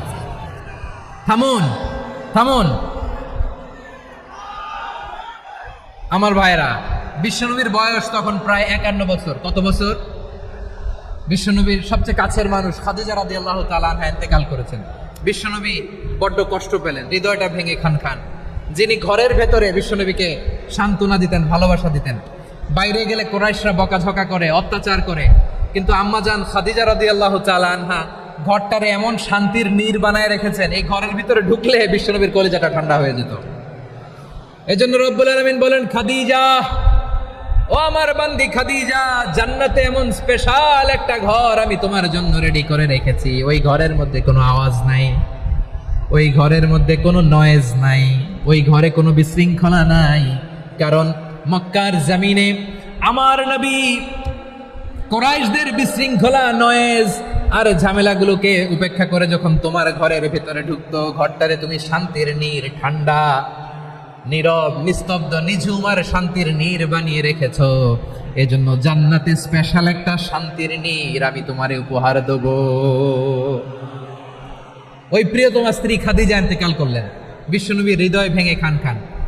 আবার ওনার চাচা আবু তালেব ইন্তেকাল করলেন, যিনি পলিটিক্যাল শেল্টার দিতেন নবীকে। কে দিতেন? আবু তালেবের ভয়ে, বিশ্বনবীর এই চাচার ভয়ে কোনো মুশরিক নবীর গায়ে হাত দেওয়ার সাহস পায় নাই। এখন স্ত্রীও নাই, চাচাও নাই, নবীকে আশ্রয় দেওয়ার কেউ নাই, নবীর চারদিকে অন্ধকার। নবী এখন কই যাবেন? আমার পেয়ারা নবী নতুন স্টেশন খুঁজতেছেন, নতুন দাওয়াতি প্ল্যাটফর্ম খুঁজতেছেন। তিনি যায়েদ বিন হারেসা রাদিয়াল্লাহু তাআলা আনহুকে নিয়ে মক্কার পাশের একটা নেইবরিং সিটি তায়েফে চলে গেলেন। কোথায় চলে গেলেন? লালমনিরহাটের ভাইয়ের আওয়াজ করে বলেন, কোথায় গেলেন? তায়েফে চলে গেলেন দিনের দাওয়াত দেওয়ার জন্য। কি দেওয়ার জন্য? নাকি জমি কিনতে গেছিলেন? জমি কিনতে, দুনিয়ার যশ খ্যাতির জন্য, নিজের কোনো লাভের জন্য? তায়েফবাসীদেরকে জাহান্নামের আগুন থেকে বাঁচানোর জন্য। আওয়াজ করে বলতে হবে, ঠিক কিনা? বিশ্বনবী বিশাল মরুপথ, পাহাড়ি পথ পাড়ি দিয়ে তায়েফের মরুজমিনে গেলেন কোরআনের দাওয়াত নিয়ে, ইমানের দাওয়াত নিয়ে। কিন্তু তায়েফের লোকেরা বিশ্বনবীর দাওয়াতকে শুধু প্রত্যাখ্যান করেই থামে নাই, তারা বিশ্বনবীর সাথে অত্যন্ত খারাপ আচরণ করেছে, বিশ্বনবীকে শারীরিকভাবে হেনস্থা করেছে, আমার নবীকে শারীরিকভাবে অত্যাচার করেছে, আমার পেয়ারা নবীর গায়ে পাথর মেরেছে, বিশ্বনবীর গা বেয়ে ঝরঝর করে রক্ত ঝরেছে, নবী জামিনের মধ্যে লুটিয়ে পড়েছেন, আবার মেরেছে, আবার নবী হাঁটতে শুরু করলেন, পেছন থেকে আবার মেরেছে, আবার নবী রক্তাক্ত হয়ে জামিনের মধ্যে লুটিয়ে পড়লেন, আবার মেরেছে। বিশ্বনবীর মতো এত সুশ্রী মানব, বিশ্বনবীর মতো এত শুভ্র মানব, বিশ্বনবীর মতো এমন চমৎকার দেহাবয়ব দিয়ে রব্বুল আলামিন কাউকে বানান নাই। এরকম চমৎকার মানুষটাকে তারা তায়েফের ওই জমিনে রক্তাক্ত করেছে। বিশ্বনবী দুনিয়ার কোনো স্বার্থের জন্য সেখানে যান নাই, নিজের কোনো লাভের জন্য, প্রাপ্তির জন্য যান নাই, তায়েফবাসীদের জাহান্নামের আগুন থেকে বাঁচাতে গিয়েছে। ঠিক কিনা বলে? খেয়ে না খেয়ে দিন প্রচারের কাজে নিজেকে দিয়েছ বিলিয়ে, তাইফের কাফিরেরা চিনল না সে আলো, দুষ্ট ছেলেদের পিছু দিল লেলিয়ে।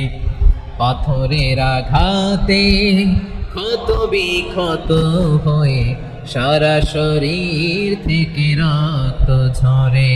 হে রাসূল তোমাকে ভুলি আমি কেমন করে, হে রাসূল তোমাকে ভুলি আমি কেমন করে। পারেন না আপনারা? ধরুন আমার সাথে। হাজার ব্যথা বেদনার পরে ফিরে আসনি তুমি আপন ঘরে, দিনের আলো তুমি ছড়িয়ে দিতে চলে গেলে মদিনায় মক্কা ছেড়ে। হে রাসূল তোমাকে ভুলি আমি কেমন করে, হে রাসূল তোমাকে ভুলি আমি কেমন করে। ঠিক কিনা বলেন? প্রিয় ভাইরা, তাইফের ছেলেরা নবীকে রক্তাক্ত করলো। আমার নবী কই যাবে? কই যাবে? মক্কায় জায়গা নাই, তাইফে জায়গা নাই। তাইফ থেকে ভারাক্রান্ত মন নিয়ে আমার নবী মক্কায় ফিরে আসলেন। বিশ্ব নবী মক্কায় ঢুকতে পারেন না। মক্কার মরুভূমির দিকে তাকিয়ে, উপত্যকার দিকে তাকিয়ে বিশ্বনবী ধা ধা করে কাঁদেন, ঝরঝর করে। নবীর চেহারা মোবারক থেকে চোখের পানিগুলো বেয়ে বেয়ে পড়ে। আমার জন্মস্থান, আমার শৈশব, কৈশোর, যৌবন কেটেছে এই মক্কায়, আমার এলাকায় আমি ঢুকতে পারি না। বিশ্বনবী মক্কার অনতি দূরে দাঁড়িয়ে জায়েদকে পাঠালেন, জায়েদ যাও দেখো কেউ আমাকে সাপোর্ট করার মতো আছে কিনা, যাও অমুকের কাছে যাও। জায়েদ গেলেন, তারাও প্রত্যাখ্যান করে ফিরিয়ে দেয়। বিশ্বনবী বললেন যাও অমুক লোকের কাছে যাও, তিনিও প্রত্যাখ্যান করে ফিরিয়ে দিলেন। কেউ বিশ্বনবীকে আশ্রয় দিতে রাজি হয় না। নিজ জন্মভূমিতে বিতাড়িত বিশ্বনবী, সর্বশেষ বিশ্বনবী বললেন যাও মুতঈম ইবনে আদির ঘরে যাও। মুতঈম ইবনে আদি মুশরিক, তার কাছে যাও। গেলেন, মুতঈম ইবনে আদি রাজি হয়ে গেল। সুবহানাল্লাহ বলেন। দেখেন অনেক বিপদের সময়ও আমি নিজে সাক্ষী, সামাজিকভাবে রাজনৈতিকভাবে কত ঝঞ্ঝাট, কত ষড়যন্ত্র, কত কনস্পাইরেসি পাড়ি দিয়ে আমাদেরকে সামনে এগিয়ে যেতে হয়। এই শত্রুদের ভেতরেও একজনকে দাঁড় করিয়ে দেয় যে আল্লাহর কোরআনের জন্য রেডি হয়ে যায়। পড়েন সুবহানাল্লাহ।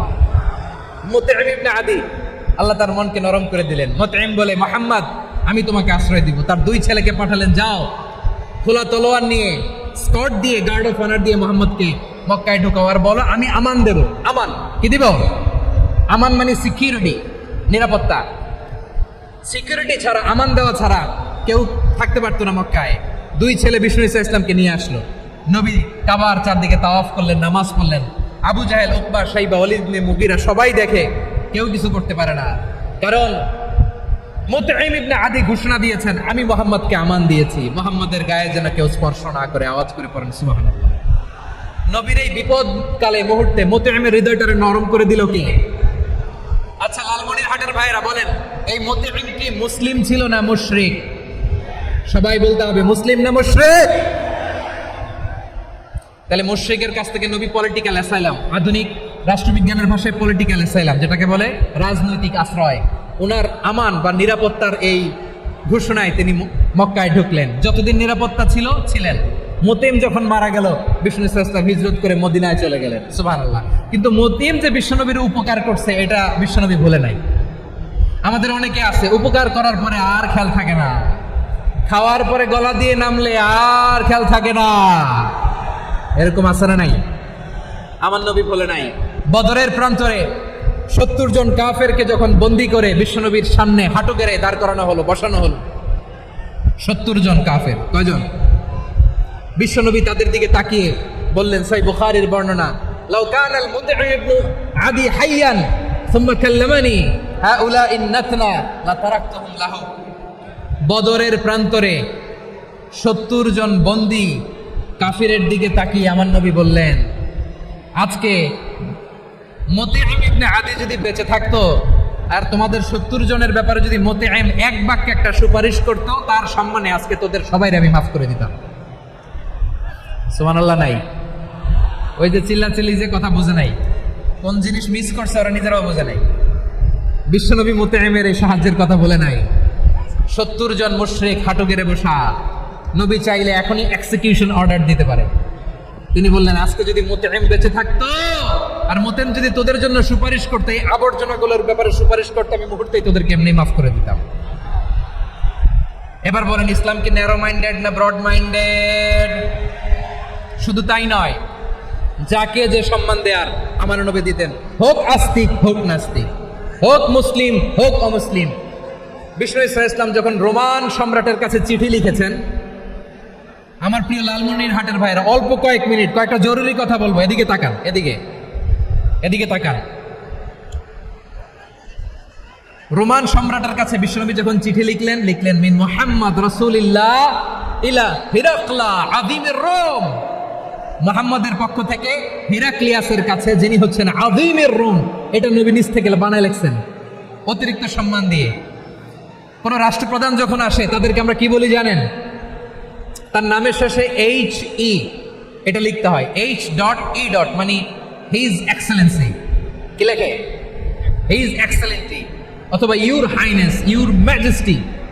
দেখেন, বিশ্বনবী সাল্লাল্লাহু আলাইহি ওয়াসাল্লাম সব নবীদেরও নবী, তিনি একজন মুশরিক খ্রিস্টান সম্রাট রোমান সম্রাটের কাছে চিঠি লিখতে যায়, লিখতেছে ইলা হিরাকলা আযীমির রোম, হিরাক্লিয়াসের কাছে আমার চিঠি, যিনি রোমের আযীম, হিজ হাইনেস, মানে রোমের অনেক সম্মানিত এক বাহাদুর। আওয়াজ করে বলেন সুবহানাল্লাহ।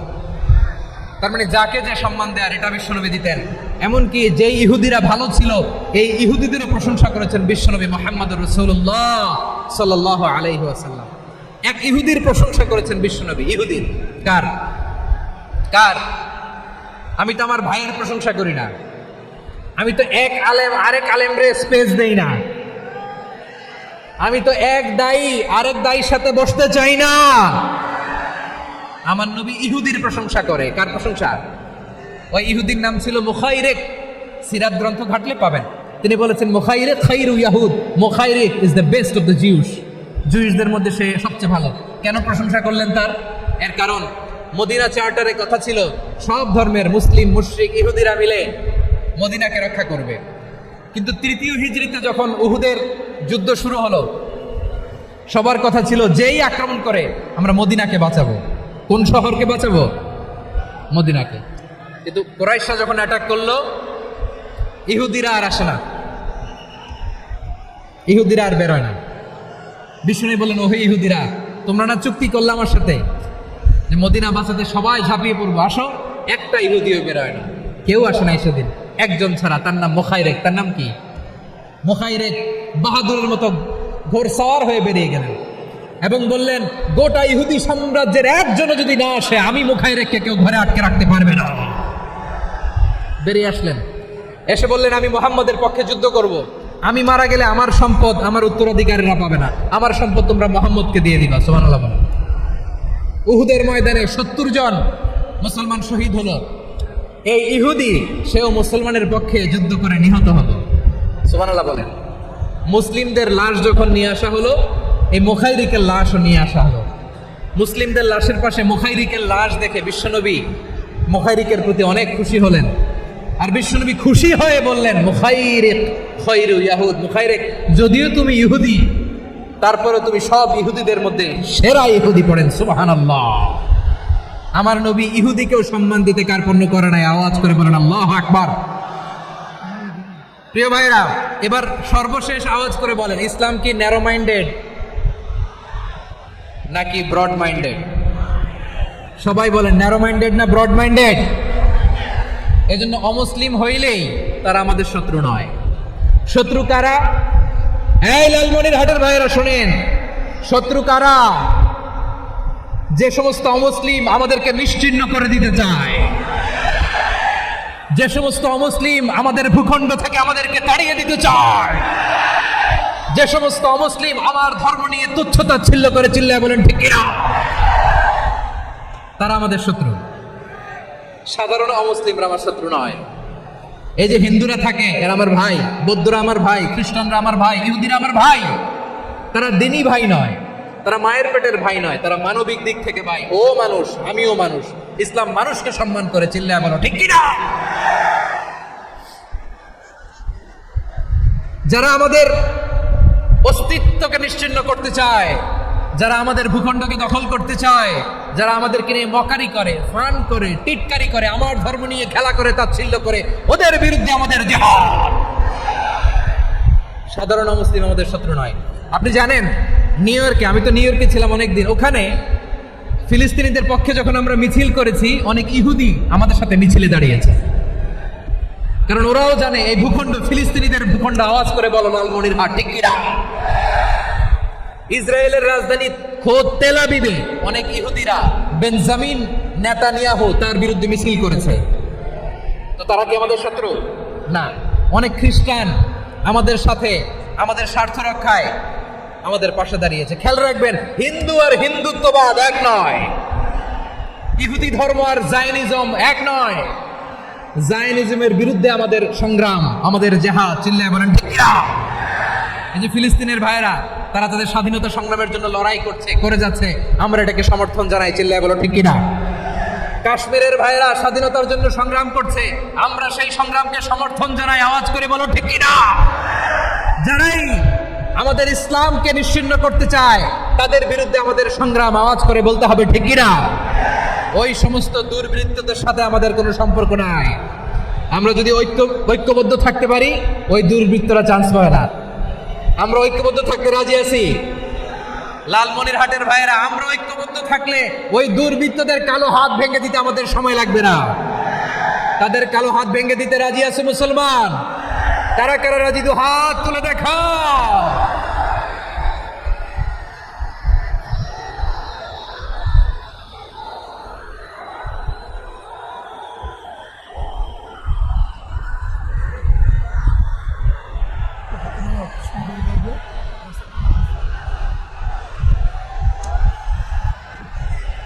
আমার প্রাণ প্রিয় লালমনিরহাটের ভাইরা, শত্রু কাফের আর অশত্রু কাফেরের মধ্যে পার্থক্য আছে না নাই? আবু তালেবও মুশরিক, আবু জাহেলও মুশরিক, কিন্তু দুই মুশরিকে পার্থক্য আছে না নাই? আবু তালেব নবীর চাচা, মুশরিক, মারা গিয়েছে মুশরিক অবস্থায়, কিন্তু আজীবন আমার নবীকে আগলে রেখেছে, আমার নবীকে সাপোর্ট করেছে, ভালোবেসেছে। আবু জাহেলও মুশরিক, মারা গিয়েছে মুশরিক হিসেবে, আজীবন আমার নবীর বিরুদ্ধাচারণ করেছে। আবু জাহেলের শক্তি, সামর্থ্য, স্ট্র্যাটেজি, প্ল্যান সব আমার নবীর বিরুদ্ধে ছিল। আবু জাহেলের কারণে একটা দিন শান্তিতে আমার নবী মক্কায় ঘুমাতে পারে না, চিল্লায় বলেন ঠিক কিনা? এজন্য রাব্বুল আলামিন বলেন, লা ইয়ানহাকুমুল্লাহু আনিল্লাযীনা লাম ইউকাতিলুকুম ফিদ-দীন ওয়া লাম ইখরিজুকুম মিন দিয়ারিকুম আন তাবাররুহুম ওয়া তুকসিতু ইলাইহিম ইন্নাল্লাহা ইউহিব্বুল মুকসিতিন। আল্লাহ বলে, গোলামেরা শোনো শোনো, যে সমস্ত অমুসলিম তোমাদের সাথে ধর্মযুদ্ধে লিপ্ত হয় না, তোমাদের বিরুদ্ধে যে সমস্ত অমুসলিম অস্ত্র ধরে না, যে সমস্ত অমুসলিম তোমাদেরকে তোমাদের জন্মস্থান থেকে, ভূখণ্ড থেকে তাড়িয়ে দেয় না, তাদের সাথে ভালো আচরণ করতে আমি আল্লাহ নিষেধ করি নাই। তাদের সাথে সদাচরণে কোনো নিষেধাজ্ঞা নাই, বরং তাদের সাথে সদাচরণ করো, এটাই আমি আল্লাহ চাই। তাহলে আমার যে অমুসলিমরা আমাদের সাথে শত্রুতা করে না, তুচ্ছতাচ্ছিল্য করে না, আমাদের ভূমি থেকে আমাদেরকে উচ্ছেদ করতে চায় না, আমাদের বিরুদ্ধে অস্ত্র ধরে না, ওই অমুসলিম ভাইদের সাথে আমাদের কোনো দ্বন্দ্ব আছে? কোনো বিরোধ আছে? বরং আছে ভালোবাসা। বরং আছে কি? এই ভালোবাসা দিয়ে আমরা বিশ্ব জয় করবো। রাজি আছে মুসলমান? আমাদের পুঁজি ভালোবাসা। আমাদের পুঁজি কি? এবার আওয়াজ করে বলেন আমার এই পুরো আলোচনা থেকে, the religious coexistence, peaceful coexistence, শান্তিপূর্ণ সহাবস্থান, কমিউনাল হারমোনি, এই সাম্প্রদায়িক সম্প্রীতি, এই আলোচনা থেকে কি বুঝলেন? ইসলাম কি ন্যারো মাইন্ডেড না ব্রড মাইন্ডেড? এই ব্রড মাইন্ডেড হৃদয় নিয়ে, ভালোবাসা দিয়ে আমরা বিশ্ব জয় করতে চাই। রাজি আছেন? আল্লাহ কবুল করুক, আমরা সবাই পড়ি আমিন। লালমনিরহাটের জেলা স্টেডিয়ামে আমার প্রিয় মায়েরা, বোনেরা, আপনাদের জন্য একটা হাদিস বলে শেষ করব। বিশ্বনবী বলেন, আমার মায়েরা খেয়াল করে শুনুন, বিশ্বনবী আপনাদের উদ্দেশ্য করে বলেন, আল মারআতু ইযা সাল্লাত খামসাহা ওয়া সামাত শাহরাহা হাফিজাত ফুরুজাহা আতাআত বা'লাহা ফালতাদখুল মিন আইয়ি আবওয়াবিল জান্নাতি শাআত। বিশ্বনবী বলেন, ও রমণীরা, ও নারীরা, যে সমস্ত নারী এই 4টা কাজ করবে, এই 4টা কাজের গ্যারান্টি দিবে, তাদেরকে জান্নাতের 8টা দরজার গ্যারান্টি দেওয়া হবে। কি 4টা কাজ? 1 নাম্বার, আল মারআতু ইযা সাল্লাত খামসাহা, যে নারী 5 ওয়াক্ত নামাজ পড়ে। কি করে? জেলা স্টেডিয়ামে অবস্থানরত আমার নারীরা, বোনেরা, বিশ্বনবী আপনাদেরকে 4টা কাজের কথা বলেছেন, খুব বেশি না। 4টা করলে 8 জান্নাতের দরজা সব খোলা। কোনটা দিয়ে যাবেন? যেটা দিয়ে মনে চায়। 1 নাম্বার 5 ওয়াক্ত নামাজ। আমার বোনেরা জোহরের নামাজ পড়তে পড়তে এটা আসরে নিয়ে যায়, আসর পড়তে পড়তে এটা মাগরিবে নিয়ে যায়, এরকম আসরে নাই? লালমনিরহাটে হয়তো নাই। আমার বোনেরা এটা করবেন না। ইন্নাস সালাতা কানাত আলাল মুমিনিনা কিতাবাম মাওকুতা, সময় মতো পড়বেন। সামাত শাহরা, রমাদানের রোজাগুলো রাখবেন। হাফিজাত ফুরুজাহা, যে নারী তার চরিত্রকে হেফাজত করে, তার প্রাইভেট হেফাজত করে, তার লজ্জাস্থান হেফাজত করে। ও মায়েরা, আপনার এই গর্ভ যে কত দামি আপনি জানেন না। আপনার এই গর্ভ থেকে জন্মাবে আগামী সালাহুদ্দিন আল আইয়ুবী, আপনার গর্ভ থেকেই জন্মাবে ইমাম আল মাহদি আল মুনতাদা, আপনার পেট থেকে জন্মাবে আবু সাইদের মতো বীর সৈনিক, আপনার পেট থেকে জন্মাবে মুগ্ধের মতো বীর মুজাহিদ। আপনি জানেন না কে আসবে আপনার পেট থেকে। সময়টাকে কাজে লাগান, ইসলামকে বোঝেন, মানেন, আমাদের ইসলামিক লেকচারগুলো শোনেন। আমরা যে বার্তাগুলো, ইনস্ট্রাকশনগুলো, দিক নির্দেশনাগুলো আপনাদের খেদমতে রাখি, এগুলো মেনে চলুন। আপনিই পারেন আপনার ঘরটাকে জান্নাতের টুকরা বানাতে। একটা family, it's a very big institution and you are the MD, the managing director of this institution. চিল্লায় বলেন ঠিক কি না? চাইলেই পারেন ঘরটারে জান্নাতের টুকরা বানাতে। 5 ওয়াক্ত সালাত, রমাদানের রোজা, নিজের চরিত্রের হেফাজত, ও আতাআত বা'লাহা, স্বামীর আনুগত্য। এটাতে অনেকে ভুল করে থাকে। হায় রে আমার বোনেরা, স্বামীর আনুগত্যকে এটা নিজের অপমান মনে করবেন না। আপনার স্বামী আপনার সবচেয়ে বড় গার্ডিয়ান, তিনি আপনার সবচেয়ে ভালো চায়। নারী কখনো গার্ডিয়ানশিপের বাইরে থাকতে পারে না। হয় আপনি বাবার গার্ডিয়ানশিপের ভেতরে, বাপ না থাকলে ভাই আপনার গার্ডিয়ান, ভাই না থাকলে চাচা গার্ডিয়ান, বিয়ের পরে আপনার স্বামী আপনার গার্ডিয়ান। শরিয়া সম্মত স্বামীর আদেশগুলো আপনি মেনে চলবেন, কিন্তু শরিয়া বিরুদ্ধ কোনো আদেশ মানতে আপনি বাধ্য নয়। আওয়াজ করে বলুন সবাই ঠিক কি না? এই 4টা কাজ যদি কোনো নারী করে, বিষ্ণুই বলেন জান্নাতের 8টা দরজা খোলা। তোমার যেটা দিয়ে মনে চায় সেটা দিয়ে জান্নাতে তুমি এন্ট্রি নিতে পারবা। আমরা এখানে লালমনিরহাটের সোহরাওয়ার্দী ময়দানে আজকে যেমন একত্রিত হতে পারলাম, আল্লাহর জান্নাতেও যেন একত্রিত হতে পারে। আল্লাহ তুমি তৌফিক দান করো। আল্লাহ আমার এই কলিজার টুকরা যুবক ভাইদেরকে তুমি ওমরে ফারুকের মতো কবুল করো। জেলা স্টেডিয়ামে অবস্থানরত আমার মা বোনদেরকে তুমি ফাতেমার মতো, খাদিজার মতো কবুল করো। আমাদের কলিজার টুকরা সন্তানদেরকে তুমি সালাউদ্দিন আল আইয়ুবীর মতো কবুল করো। এই যে ইসলামিক সোসাইটি লালমনিরহাটকে আল্লাহ তুমি কবুল করো। আল্লাহ যে কথাগুলো বললাম এগুলো প্রথমে আমাকে, আমার সব ভাইদেরকে আমল করার তৌফিক দান করো।